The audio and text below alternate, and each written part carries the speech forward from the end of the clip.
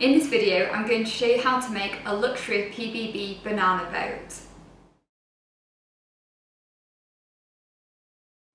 This recipe is perfect for dessert or even a healthy snack, or you could even have it for breakfast. And all you'll need is one medium to large ripe banana. Then you'll need your chosen PPB, either their chocolate, stevia or original blend. And I've just mixed 4 tablespoons of the PPB powder with 2 tablespoons of milk, or you could use water. Then you'll just need some toppings. So today I've gone a little bit healthy. I've gone for some sultanas or raisins, and I've gone for some seeds, so some pumpkin seeds and sesame seeds. You could, however, use some chocolate chips or marshmallows if you were going to serve this as a dessert. So to make your banana boat, you want to start by preheating your oven to 220 degrees, and then you just want to slice the banana in half with the skin still on, and I'm going to pop it in a baking tray lined with some foil.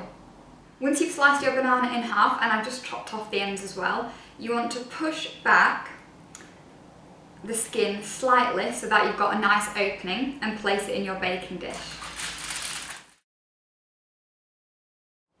You then want to spread your PPB mix into the banana before topping it with the extra toppings.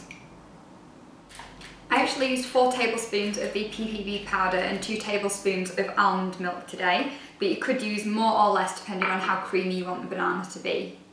So now I'm just going to sprinkle on the raisins and the seeds, and I'm going to close the banana together.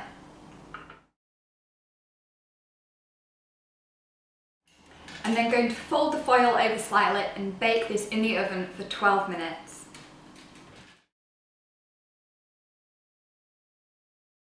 So once your PPB banana boat has been baking for 12 minutes, you can plate it up, and I've just served this with a dollop of Greek yoghurt and a drizzle of PPB sauce, which I made by mixing some PPB with some milk or water just to the desired consistency. I've also given it a sprinkling of cinnamon, and it tastes absolutely amazing.